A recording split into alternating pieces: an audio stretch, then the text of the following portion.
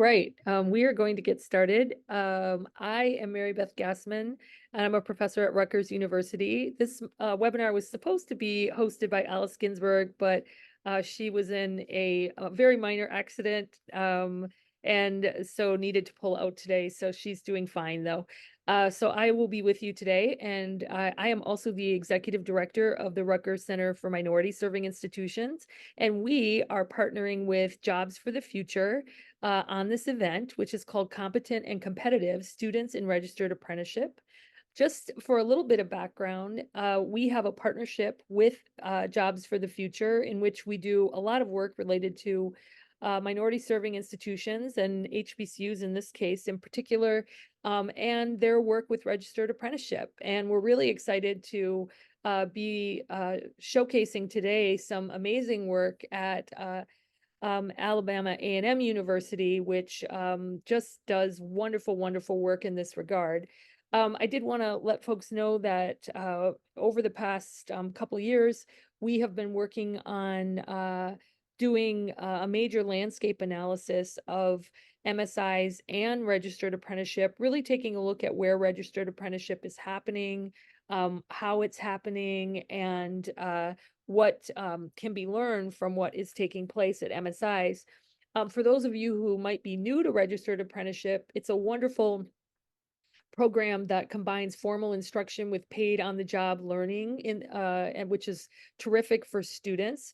And from our landscape analysis, one of the things that we know is that MSIs are particularly good at creating these apprenticeship programs that are in response to community challenges and opportunities.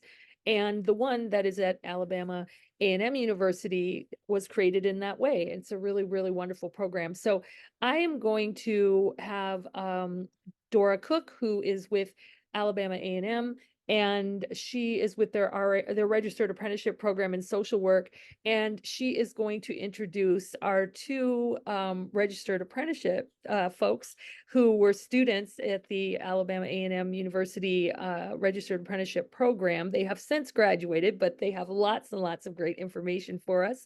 And she's going to introduce both of them, and then we'll come back and we're going to do a Q&A with the panel, and then we will open it up for your questions. So please put your questions in the Q&A, and we would be happy to answer anything we can. So Dora, I'm going to hand it over to you.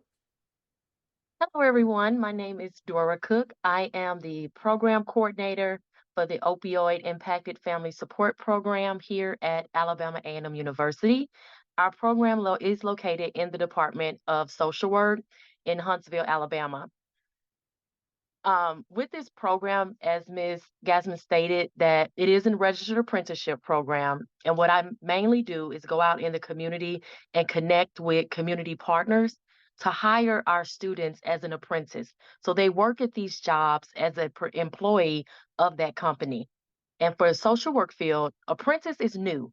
Normally it's in the field of electrician and plumbing, but it's new to the professional world. So we're one of the first to have an apprenticeship program. And when we got the grant in 2020, we hit the ground running. As of the date, we have more than 8 agencies that we use as an apprenticeship site. Our 2 students, they were in our past cohort. They graduated from our cohort 2, now a licensed master social worker. She obtained her license in December 2023, and she is working with Alethea House doing medical social work, which was also her apprenticeship placement. And we also have Mr. Arthur Maldine. He is working for Alabama Pardon and Parole. He as well was a recent graduate of the program, and he is still working in his field and still partnering with his apprentice, which was ANVO. And I now would like for each of them to say a few words. So my name is Arthur Malden. I'm originally from Birmingham, Alabama. I graduated from Inslee High School before pursuing my Bachelor's of Arts in Sociology, along with a Master's of Social Work, both from the University for Alabama A&M University. For the past 15 years, I've worked as a probation and parole officer with the Alabama Bureau of Pardons and Parole. My career kind of transitioned into a role where it was centered around reducing recidivism for prisoners who initially are getting out from doing long sentences. This is what led my interest into the field of social work. So now currently I hold the position of the administrator over the facility, as well as the senior probation and parole officer at the Huntsville Day Reporting Center, which is kind of fairly new. Um, Doing my master's of social work program, I was introduced to the opioid program in the apprenticeship, and I just kind of recognized that the program would seem to be, awesome in enhancing my skills and just assisting individuals, within the field that I'm working in. So I eagerly applied for the program and was accepted, and I completed. Thank you. Miriam? Hello, everyone. I'm Miriam Coley, and my journey is a little different. I graduated undergrad in psychology, and then I pursued my master's initially for counseling, is where I thought I wanted to go. So I was at a different university pursuing counseling and was introduced to the idea of social work, and that completely changed my course of action, which landed me at Alabama A&M. Through that, I did obtain my master's in community mental health specialty for social work, and I'm now working in the field as a licensed medical social worker. Like as Dora stated, my apprenticeship site is actually my employer still. They hired me on before I even graduated. They knew they already wanted me. So I was hired on with them full time, and I've been working with them since. Initially, I did not have interest in working in substance use. I did not. I was unknowledgeable about the field, very minimum information. I mean, I know that there was a problem, but it wasn't an interest. I thought that I wanted to work with children. I've always said I wanted to work with children, but that's not where life wanted me to be. So even after seizing the opportunity of joining the apprenticeship program, I still find myself serving a very great need in the field that I am in now. So that's my current role. And I also have a dual role where I work as a case manager, specifically with the behavioral health unit within our facility. So we do a lot of groups and individuals and assessments and things as well for our clients as well, is what we're doing. So nice to meet everyone today. Thank you both. Thank you so much. And so we are going to ask some questions, got lots of questions for all of you. And we're hoping to really enlighten people and get them to understand the benefit of participating in registered apprenticeships. So for all of you, actually, I'd love to know the answer. What would you say have been some of the greatest benefits of doing a registered apprenticeship program? And specifically, what did the program offer you that you couldn't otherwise have had access to? And, how has it made you more competent, more competitive in the workplace? And Arthur, do you want to start? Sure. I'll say firstly, it provided me with a, opportunity to network. So I was working with the Alabama Nonviolence Offenders Organization, which collaborated with my agency at the bureau, and so with doing that, a lot of the times, I was able to network so that we could provide resources for some of the individuals who were returning from prison. So in cases where they need identification cards or like birth certificates, let's see, we help with food stamps, just those basic essentials that they need to be successful with transitioning back into society. I was able to partner with agencies such as DHR, the county health department, through AMVO as while I was doing the apprenticeship and working with the bureau. So it's like I had the best of both worlds. I was able to stay within my profession, uh, pick up some skills, doing working with the organization as well as networking. So it really helped me develop skills, and use just the hands-on. I was able to obtain a lot of hands-on experience as well. One other thing that I also benefited from was just professional mentoring. Mr. Lee Langston was awesome in helping me meet a lot of different folks. He was helping me. I'm originally from Birmingham, so being in Huntsville, he was able to direct me to different organizations for some of the resources that we need, and just having that professional mentor right there, hands on with me every day, it proved very essential, as well as with my teachers, because it was things that we were running across that I could go back to my teachers and ask them about, because with them being in the fields with their great deal of experience, I was able to pick their brains, so to say. So um, I just wanted to give one example that really stood out to me. I know, like, when we were some of the training that we did, where we learned about fentanyl use, and is very heavy in Huntsville at this time. So we went through a training through our program where we learned how to administer Narcan. And so we had an incident in the facility where an individual, he overdosed. And so by me having that training and them providing Narcan for us at the end through the Department of Mental Health, I was able to administer it. And I knew, I had developed those skills where I really felt like we saved his life, because I had never been in an experience like that before. And I hope no one gets offended, but I always call Narcan after that day Jesus in the bottle, because I really feel like he was dead. I mean, he was laying there lifeless. And so to be able to administer it and see him actually revive in front of my eyes, I don't think, without that training, that, the outcome could have been totally different.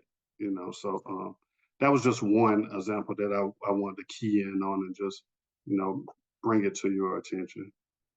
Thank you. Thank you so much for that too. I mean, hands-on experience, yeah, it's sometimes really hard to get when you're a student, and that just seemed like a really powerful event in your life and just for your career, in terms of being able to help people too. So thank you. Miriam. So I wrote down several benefits from the program. Number one, stipends. So I am a mother, and during the time of going through grad school, you have to sacrifice working for internships and then the hours that's needed in order to actually graduate within the program. So having the opportunity to work, learn, and do an apprenticeship and also get some type of income while I was sacrificing my actual income was a huge deal. Books, tuition, and just cost of living. It was very important to have. I was very appreciative to have income coming in. Um, Also community, and by that I mean the ones that were in the program with me. So we were all obtaining our masters for social work, but there was a limited amount of us who were also doing the apprenticeship program on top of the work that was needed for the actual degree. So you develop a little closeness with those individuals because we were spending a little bit more time with each other. So even outside of graduating, although we may not all live together, I do still have connections with those individuals who are now working professionals at different jobs. And if you know anything about social working, we need each other. So I don't know. And like he was saying, networking, you never know who you will meet and where. So just being able to build that little community between us, and we're all knowing what each other is going through, that was very important to me.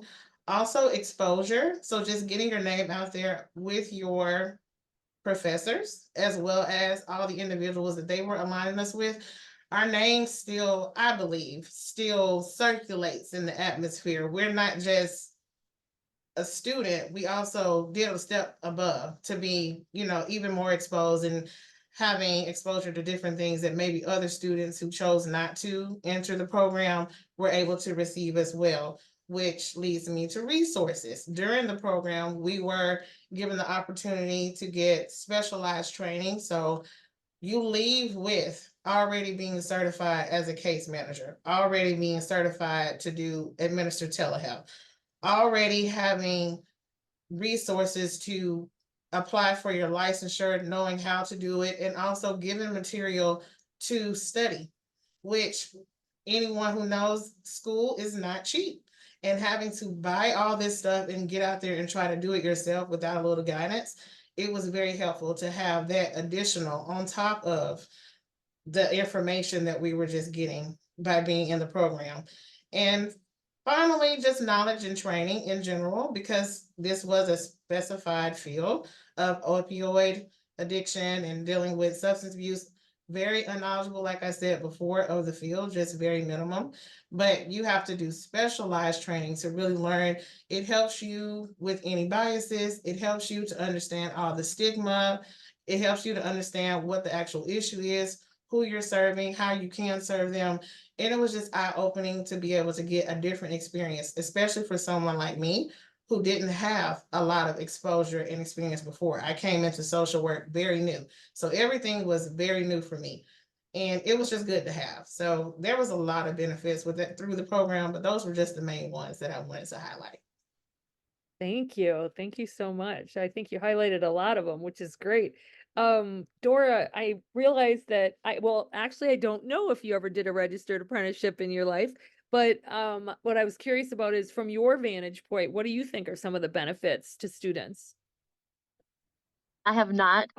In high school, I did have the privilege of participating in co-op. So I use that example a lot when I'm speaking with agencies and other people that are interested in knowing more information. Um, on this level, being a college level, the benefits for me is being able to give our students the additional skills and providing them with extra knowledge that will be useful going out there. Even if they don't want to work with substance use disorder, it still may play a part in it, because you never know. As Mr. Maldine stated, there was a client that overdosed. You never know. It can be a family member that may overdose, a neighbor, Lord forbid, a child. And you will have that knowledge and to know how to utilize it if you need to. I like the idea that we are able to help them in achieving their degree with the stipends that we're able to give them through the grant. It's beneficial for me to hear from Ms. Cooley that she was able to use that assistance as being a mother and going through the program and still having to provide for her child, her family. She didn't have to pick family over education. She was still able to do both of them very successfully and is still able to do that. And it's a privilege to know that they are still actively involved with those community resources and those connections that they made while being a student. Because that's one thing that our goal is, for them to build those working relationships with the community partners so that they know we are giving you students that are trained and eager to work in that population, and someone that you can work with ongoing with your agency and your clients. Because in social work, it's all about networking. If we don't network, we're not going to survive. Um, Another benefit of it is just the personal gratification of knowing that I assisted them with pursuing their education, getting their degree. As you can see, I just keep smiling. It just pleases me to know they are still doing it. They are advancing and they are still achieving and doing good things. They didn't just stop after getting their degree. They continued on and working towards their goals in life as well. Thank you. And I did really notice your smile, and I love that because I mean, I have to say, as a professor, it is so wonderful when you get to see students go on and fulfill their dreams and be doing these amazing things for others. So, and in this case, I can tell that Arthur and Miriam are doing really amazing things for other people. So, which is it's terrific. Okay, so another question I have is, and Arthur, you sort of alluded to this by seeing something, but did you have any challenges when you participated in registered apprenticeship? And if so, how did you handle those? And I guess what could other institutions or students who are interested in having registered apprenticeship learn from your experience? What could your experience teach others? Well, The only challenges that I seem to have were just juggling a full-time job along with trying to meet the requirements of the MSW program. And so as a non-traditional student, it kind of provided some significant challenges. But I mean, you got to understand that it's going to be a lot of demand and a lot of time limitations and deadlines that you have to meet. So I just utilized really the university's flexible options that they provided for us. They were really, really helpful because I um I actually do I guess a 2 hour round trip commute every day, and so by A&M offering us those flexible options, I was able to utilize the on campus classes as well as like the satellite classes we were able to take some of our courses at Lawson State Community College, and as well as the virtual classes that they offered. So I had a lure of options that I were able to do, in which I originally signed up for the 4 year curriculum, but the apprenticeship, helping and everything with the stipends and all, like because I was able to use my stipend as well and take care of my college without any debt. And so I came out debt free. And I know, right? And so um I'm just very, very grateful for that. Like it's really a testimony to me. I was on the point of telling you that I actually ended up graduating 2 years early, just because I was able to go through straight through summer school, didn't have to take any breaks, and I had the apprenticeship, paying as well as the full-time job. So um, I really that was it. I just really took advantage of all the flexible options that were provided for me through the university and the program. I love that. That's exactly what you should be doing, Like and once you figure out how to do it, you gotta tell everybody else how to do it. So, Yeah. how about you, Miriam?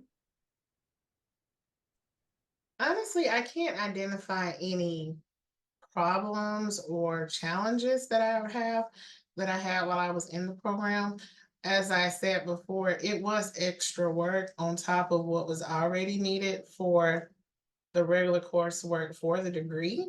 So it wasn't anything crazy, but it did require more time. And since my lifestyle was a mother, and I actually had a child while I was in school. So not I only already had one, I carried one, I delivered one, I had coursework, I had extra work. So it was a lot to try to manage, but it was manageable. The benefits definitely outweighed any negativity or any type of challenge tied to it. So I always just stayed focused on the end goal, but I mean, it does require a little extra work, but anything worth having is worth working for. So it's all in your mindset, how you look at things. I don't really see it as a challenge. I just knew that that is what was needed. And I know that the benefits outweighed anything negative associated. But anyone who would be interested or wanting to learn more about the experience, my only advice would be for individuals to just understand the need for programs like this that do specify specific needs and identify specific needs, or put professionals in a place so that they can learn on the job and be more proficient to serve people, whatever the field may be. So this was specific for substance use disorder, and they were able to open the mindset of a lot of individuals who may not have even been interested in pursuing a career and may still not. But if nothing more, it gave us knowledge and gave us experience in a field to work with individuals that have a specified need. So if other programs or other institutions see a need in their community, whether it be with children, whether it be with the homeless, or whatever the case may be, but integrating that into programs to have someone get an education and on-job experience and everything while they're pursuing degrees is extremely important in my mind, because it gave me the opportunity to do something that I didn't go to school to do. So. Thank you, thank you. And I just want to give you a big congrats for being a mom while you were going to school. I was also a mom while I was getting my graduate degrees, and it is a lot of work. It's a lot of work for dads too, but just want to say it's a lot of work for moms. So All congrats. worth it, all Yes, worth it, it but is it was a lot. 100% worth it. Absolutely worth it, but a lot of work. I wanted to ask Dora, did you have any comments on that in terms of any kind of challenges that you have seen over the years for students or lessons you've learned that you could pass on to students or even people from various universities who might be listening and wanting to put registered apprenticeship into play? For me, my biggest challenge being the program coordinator is going out, recruiting the community partners. As you know, social work is mainly a nonprofit field. So a lot of agencies don't have funding. They get their funding through grants or donations. So it's really challenging and hard for them to hire our students as an employee. So that is my main challenge is getting agencies to hire our students. For our students, the challenge that I encountered based on what they told me and tell me is the schedule and getting an understanding of how it works. Because being in social work, you still have to do your field practicum, which is a requirement of the National Association of Social Workers, NASW. That is a requirement. So they still have to do that as well as do their apprenticeship. But a lot of times, once they get through those first 2, 3 weeks, they're good to go. The schedule, they have a clear understanding of it. They knock it out. And once our agencies do take the leap to hire our students, they see the benefits of it because they really see that our students want to be there. They are interested in helping. And I always tell them when you hire someone off Indeed, you're really on thin ice because you don't know if they're going to last that 24 hours or those 3 days, let alone 5 minutes. Because a lot of times when people come off Indeed looking for a job, they don't understand the full ramifications of that job. And when you get a social work student from Alabama A&M University, we train them so they know exactly what they're getting involved in. So they go in wanting to do it, eager to do it, excited. So it's challenges and it's benefits. Yeah, I'm so glad that you said that too, because having hired folks right off of Indeed, sometimes that can be very difficult. And I Yeah, mean, I just think how wonderful to work with people who have all of this experience coming in and they might have even worked for your organization, right? So such a right. good experience. Okay, so another question, and we are getting questions that are coming in too from folks, so please put more questions in the Q&A. But another question is, if you were going to give advice to students at other HBCUs who are interested in registered apprenticeship, what would you tell them? For anything and everything. We've got a lot of HBCU students and also other types of minority serving institutions like Hispanic serving institutions, tribal colleges, etc., predominantly Black institutions. Their students sometimes are like, what is this? I don't really understand. How can I learn more? So any of you, what kind of advice would you give for students who might have heard of registered apprenticeship, but not so sure?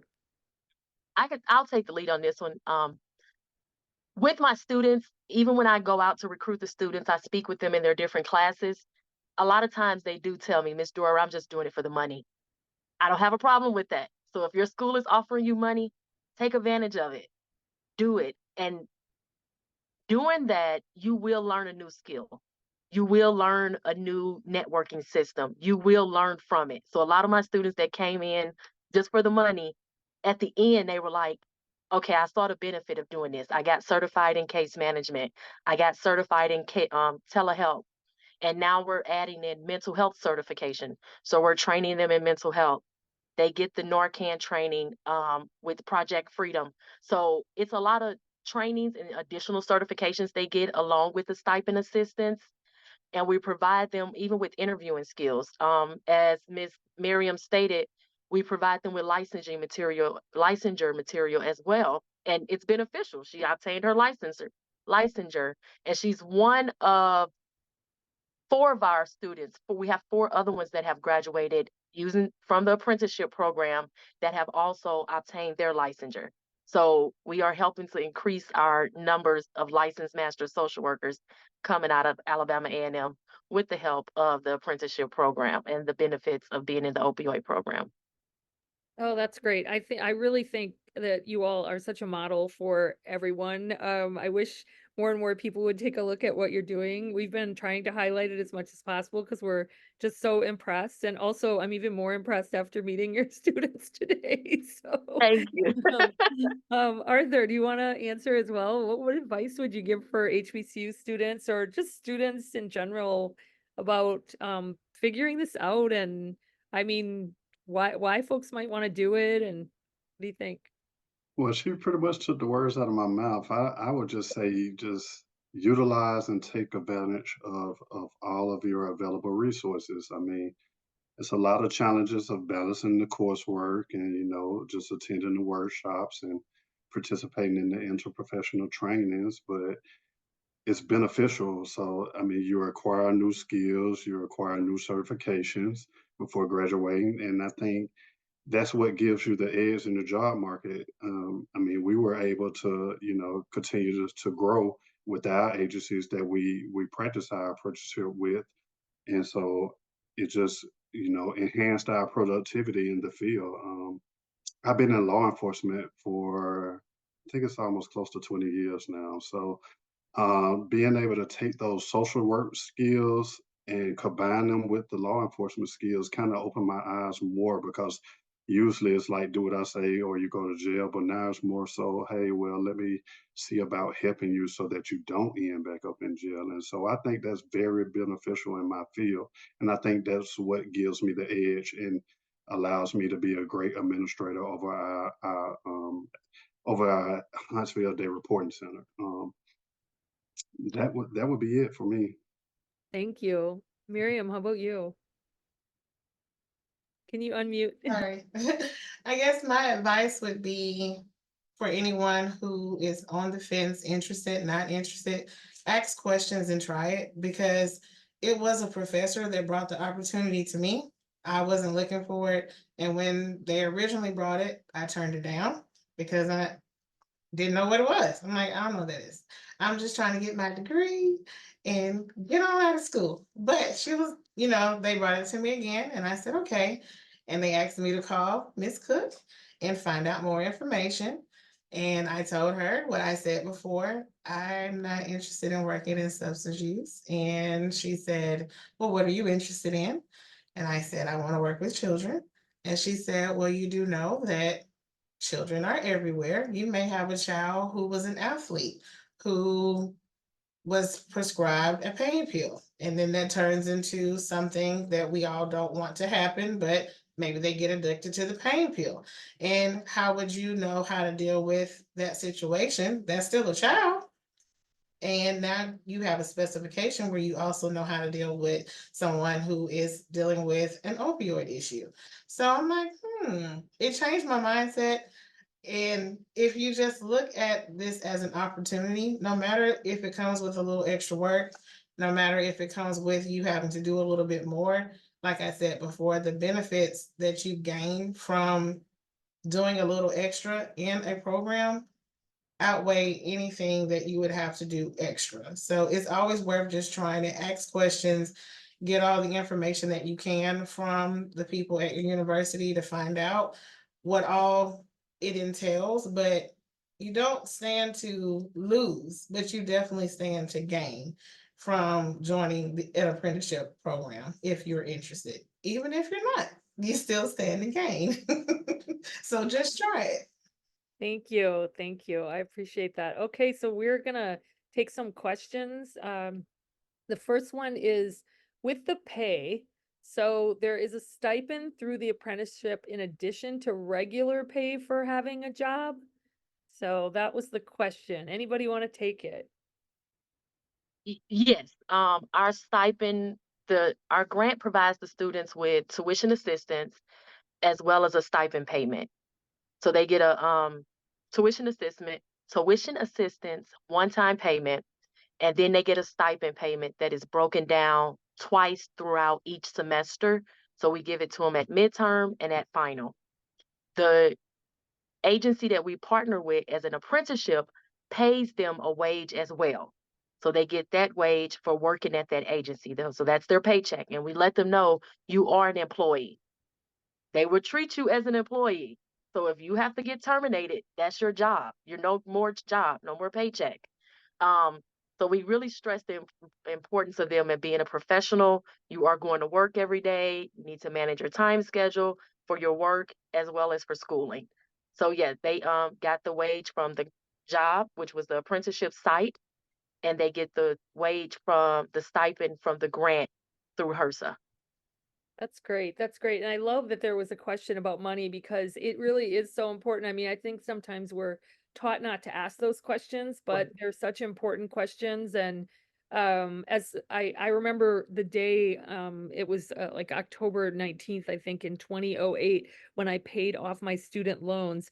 And it was the most incredible day ever because I no longer had that huge burden because Miriam, you will understand, I also was paying for daycare, so I didn't have any money at all between the two of them. And I just remember paying that off and it feeling so great. And I think sometimes we're afraid to ask those questions about money, but it's so important. And being able to get a stipend and, you know, to be paid and to have your tuition covered that's pretty remarkable, right? To have that. So I wasn't sure if either Arthur or Miriam, if you want to comment on that with regard to the stipend and the pay and any No, comments. she covered it. Okay, It's great. both. Great. Okay, here's another question. Would an apprenticeship be better than an internship, and what's the difference? With the Okay, so I can base it off Alabama A&M University. Some other universities may do it different. For our interns, at the moment, they are non-paid. If an agency decides to pay them, they can. It's just that at the moment, we don't have any internships that pay.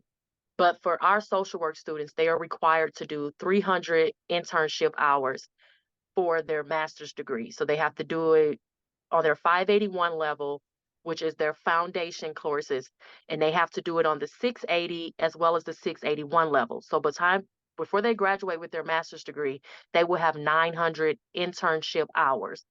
And those hours are required by National Association of Social Work as well as the Council of Social Work Education, CSWE. That's mandatory. That's a requirement for you to get your master's degree. The apprenticeship, which is what I compare to, is a co-op. If you remember back in high school, you went to class in the morning and you worked in the afternoon. So a lot of times that's what I compare the apprenticeship to, so people can have a visual of what it is. Hmm. So our students, we have been fortunate to partner with agencies that allow them to do both their internship as well as their apprentice at one site, and they don't have to drive to two locations.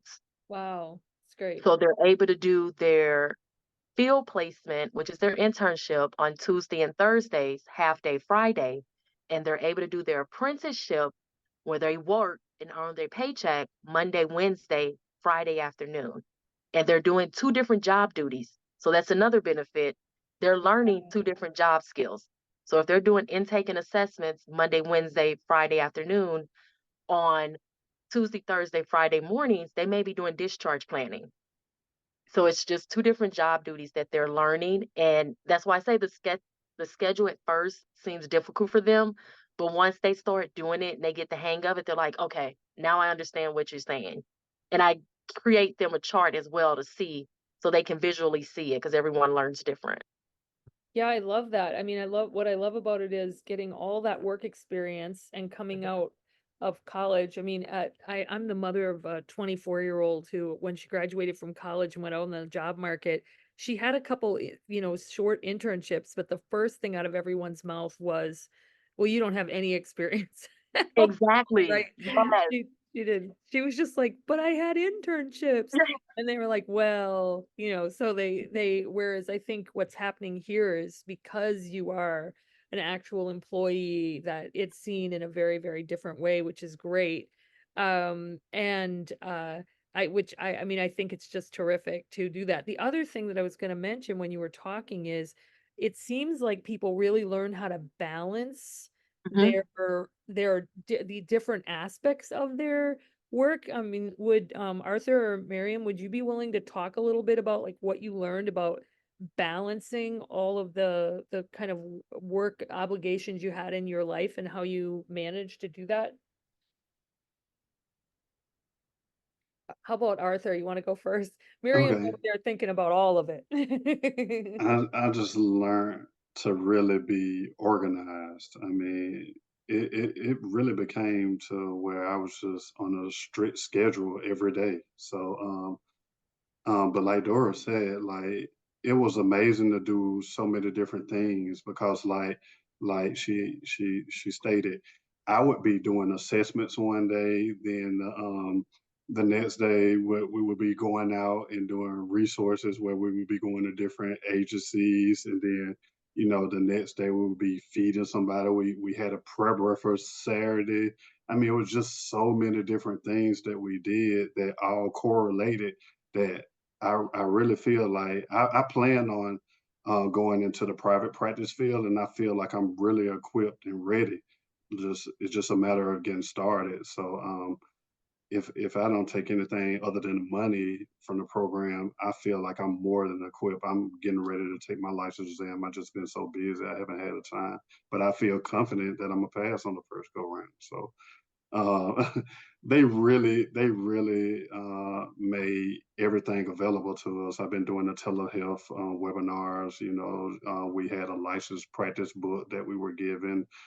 We did a course on a weekend course where we received, more extensive training. That's why I feel so confident in passing the exam. So, um, and like I said, you just learn to really organize and balance your schedule.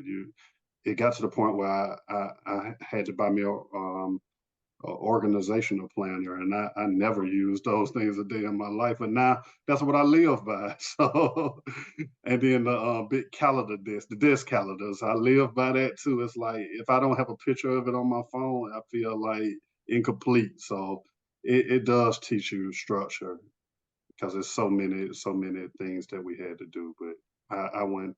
I know it made me very a greater person.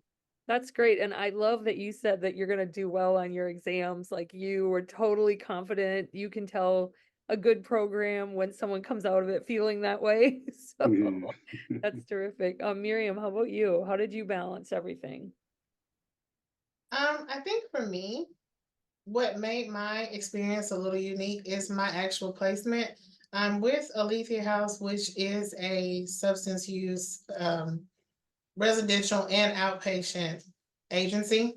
I was specifically placed at their health clinic. So at the clinic that I'm working at now, they do two things. It is a MAT program, medication assisted treatment program, where they administer Suboxone for individuals who are trying to stop taking opiates and wean off. So I was able to experience that part. They also have a medical provider here as well who actually treats individuals for basic medical needs. So I was able to balance my intern hours by designating certain time where I was doing behavioral health, where it was more so focused on individuals, group assessments, things of that nature, mental health. On the other part, I would focus specifically on medical social work, where I was working with the nurse practitioner. So it was very easy for me to separate what I was doing to fulfill my internship versus what I was doing to fulfill the apprenticeship, because it was two completely different duties going on in one building. So it was very easy for me to manage. Also, they are very well aware that we are students. So most agencies are a little more lenient. They understand that we may have to fulfill obligations for school. They understand we're working, but we also are students. So they will give you some freedom to attend a webinar or go on to a telehealth appointment or fulfill an obligation at your university. So that all that's communicated up front. So you don't have the worry of, okay, I need to get this done, but I'm also an employee and I have to get this done. It's communicated up front. So they understand, yes, you're my employee, but you're also a student. And they want to support you in your studies and obtaining your degree, as well as you be an asset to their company. So it was easy to do because everything was communicated up front and we were able to develop a plan, and we do, normal check-ins, make sure that everything is on task. You meet with your supervisor, both professionally, also with the institution. So that open communication that always took place throughout the 2 years that this required is what made everything manageable. Thank you. I love that. I love that. Okay, we got another question, and that is, okay, with just pay from working the apprenticeship during the actual fall and spring, were you all able to live comfortably and pay bills, or did you need another job as well to supplement? That's a great question. What are your thoughts? Me? Okay. Yeah. So, as I stated multiple times, I am a mom, but I'm also married. So my situation income wise was a 2 income household. I did take a personal pay cut from what I was doing before because before starting grad school, I was in sales. It had absolutely nothing to do with social work. I was commission based. So I did take a cut in order to pursue a career as opposed to just having a job. But I knew that going in that I was going to have to adjust my lifestyle and also try to manage everything with a little bit less coming in from me personally. Now, like I said, I was fortunate enough to have a husband to help supplement some of that. It just depends on your personal situation. If you have a family, it may be to where you may need something else, but it was sufficient for me. And like I said, I have a 8-year-old and I had a newborn.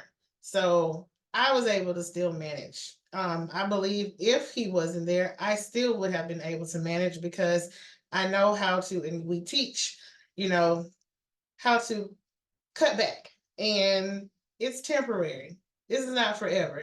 I knew that it was temporary. It was a temporary cut to ultimately gain so much more. Financially, I have gained so much more. So that time frame went by very quickly, and I was able to gain more than I may have had to supplement. But I did not need to have a part-time job or supplement anything. Thank you. Arthur, what about you? I think due to the fact that I was already working full time, it just enhanced the apprenticeship, enhanced it as well as the stipend. So I was very blessed to be able to take the stipend and just apply it completely to the tuition, receive the money from my apprenticeship to kind of handle my, daily things. And then, by working full time, I was able to just use that to take care of my normal bills as well. So I was able to manage comfortably. But it was just very rigorous in just trying to adhere to all the requirements and the duties that were required of me. All right. Thank you. Thank you both. So we don't have any more questions, but I just kind of wanted to have everyone maybe say some last words of advice before I close things down. But just if you could each, maybe Dora, if you'd like to start by any words of advice for either students interested or institutions interested in setting up registered apprenticeships, either one.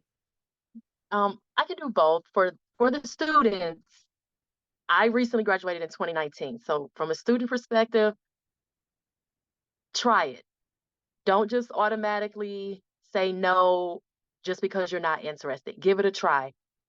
And as I stated before, if you need the money, do it for the money. At least this money is legal and you're going to get a benefit from it. You don't have to worry about no shady business. Um, Give it a try, learn a new experience.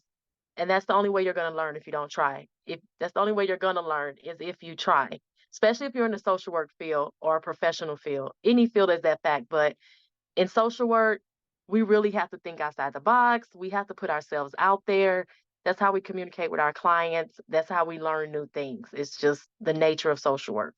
Um, for those that are doing an apprenticeship or thinking about doing one at your university or place of employment, oh, it's hard work. Think outside the box. I'm always being creative with trying to create emails and recruit students as well as agencies because it's automatically a no. I don't want to do it. I'm not interested. I just want my degree, or I don't have money. I don't have funding. But I'm like, hey, you need somebody to work for you. Hire my student. We're giving them training in this, training in that. Just give them a chance. Hire them for 30 days. If they don't work out, then let them go. So I'm always thinking of a new way to recruit an agency as well as recruit students. I'm currently working with a new group of students now. So that's a whole new mind frame, a whole new group of students, and some of them are at this presentation. So they're hearing firsthand the information that I've been telling them. It's not just coming from Miss Dora. You actually heard it from students that were once in your shoes and in your seats. I didn't just make it up. And as you can see, same thing I'm telling you is the same thing I told them. So I'm not just selling you a dream. Thank you. Thank you. Miriam, how about you? Any last comments to share? Really, just to piggyback off, she said, like you said, for the students, definitely try it again if you are one of the ones who have heard about an opportunity and you're like, there's nothing that I'm interested in. I was that student, but I can't imagine not have done it now that I did. I'm so glad, and it really is an opportunity. It's an opportunity. I know that she said she has to work hard to recruit. It's like hindsight is definitely 2020. As I've gone through it, I'm like, shoot, they should be the students should really be calling and blowing you up to get in. It should honestly be the other way around because again, we were given stuff that others that were in the program did not get.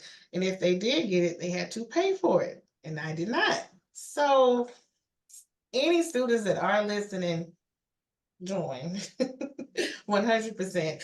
Any professionals that are going to look at or looking at this webinar, like I said before, I don't know what all needs are needed in the community and where you are and where you're located, but if there is a need in your community and you can partner with the university to get students who are about to be professionals and it coexists with their degree, 100% need more of these because this was an opportunity that I wasn't looking for, but I'm 100% blessed to have had.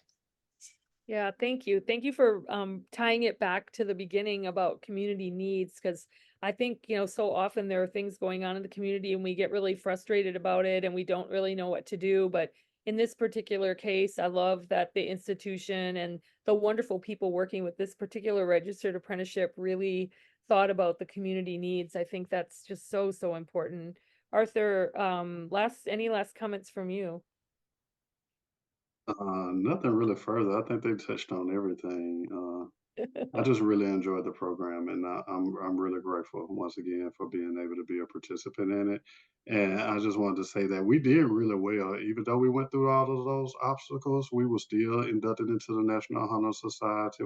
I think I made 1B the entire time that I was in the Oh. program. So it could be challenging, but it could be done. You just have to apply and strategize and just stick to the plan, to the game plan. That's just encouragement for anybody that's out there listening. Oh, well, great. Thank you so much. Well, I want to say thank you to the three of you for spending time with us and sharing all of your knowledge. And I'm always in awe of people who work in the area of social work. I think it's just so important, and I appreciate what you're doing immensely and how you're tackling, these big issues and using your education in this way. So. I also wanted to say thank you to our staff at the Rutgers Center for Minority Serving Institutions, as well as Jobs for the Future, for co-sponsoring this with us. And for anybody who wants to know more about registered apprenticeship, please feel free to go to our website at the Rutgers Center for Minority Serving Institutions. We have a whole page dedicated to registered apprenticeship with lots and lots of resources, including a lot more information about the wonderful work going on at Alabama A&M University, because there is really amazing work that I feel like can be replicated across the country. It's just terrific, terrific work. And you heard from two former students who you all should be very proud of these students because they just make you shine like crazy. So absolutely wonderful. So thank you, Arthur and Miriam and Dora, for spending time with us. And thank you to all the participants as well. We will be sending this out via, you'll get a video that you can use to share with people. And again, thank you so much. We really appreciate you. Thank you. Thank you You're for having me. welcome. Take good care, everybody. It's been a Thank you, pleasure. Brenna.